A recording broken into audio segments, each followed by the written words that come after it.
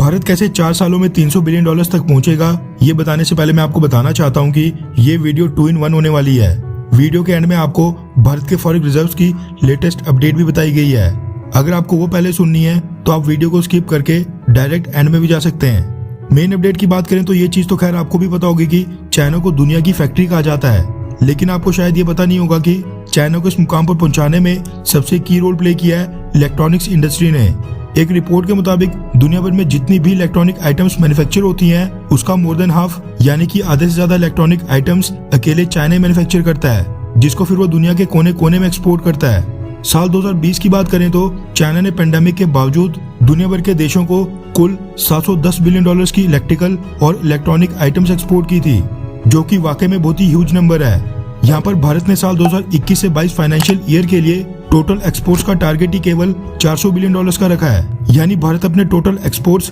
400 billion dollars तक पहुंचाने की कोशिश में लगा है, जबकि चाइना ने साल 2020 में 400 बिलियन डॉलर से कई ज्यादा 710 बिलियन डॉलर्स की अकेले इलेक्ट्रॉनिक और इलेक्ट्रिकल आइटम्स ही एक्सपोर्ट कर चुकी है। ये सारे फिगर्स कंपेयर करके मैं आपको डीमोटिवेट नहीं करना चाहता हूँ, बल्कि आप सबको रियलिटी से अवगत करवाना चाहता हूँ। ये फिगर्स देखने के बाद आप लोगों को भी एहसास हो गया होगा कि सेम चाइना की तरह अकेले इलेक्ट्रॉनिक्स इंडस्ट्री भारत की ग्रोथ में कितना बड़ा मेजर रोल प्ले कर सकती है, यानी इलेक्ट्रिकल और इलेक्ट्रॉनिक्स इंडस्ट्री में कितना ज्यादा पोटेंशियल है। बस इसी चीज का एहसास अब शायद भारतीय सरकार को भी हो गया है, जिसके बाद भारतीय सरकार ने चाइना के हिस्से का बहुत ही बड़ा शेयर खाने की तैयारी कर ली है।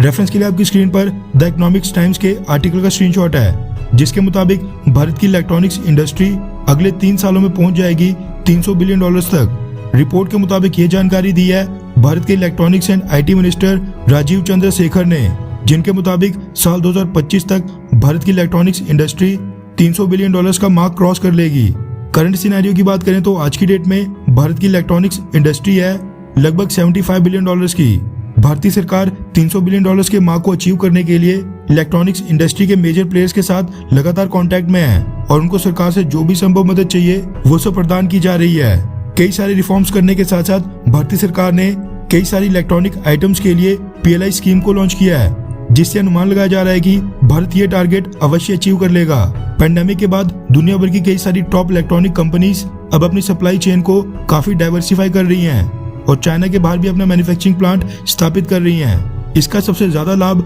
भारत और वियतनाम जैसे देशों को हो रहा है। 300 बिलियन डॉलर्स की इलेक्ट्रॉनिक आइटम्स जब भारत में मैन्युफैक्चर होंगी तो उसमें से बहुत ही बड़ा पार्ट लगभग 50% के करीब डायरेक्ट दूसरे देशों को एक्सपोर्ट किया जाएगा, जिससे भारत की GDP में जो आज की डेट में इलेक्ट्रॉनिक्स इंडस्ट्री का शेयर मात्र 3% है, उसको भी बढ़ाया जा सकेगा। साल 2020 में भारत ने चाइना से 17 बिलियन डॉलर्स की कीमत के अकेले electrical plus electronics items import की थी,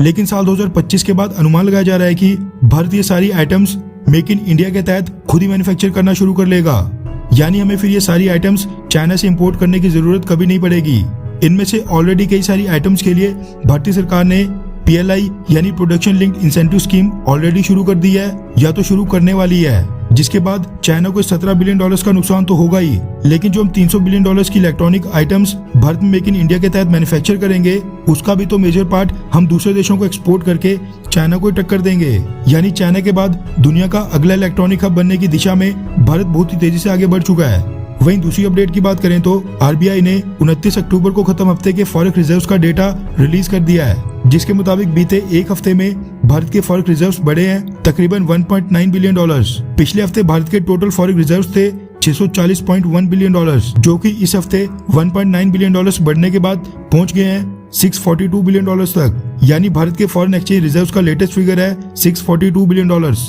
नीचे कमेंट करके बताएं कि ये जो भारत के फॉरेक्स रिजर्व्स इतनी तेजी से बढ़ रहे हैं, क्या इसका श्रेय आपके अकॉर्डिंग मोदी सरकार को जाना चाहिए, हाँ या फिर नहीं।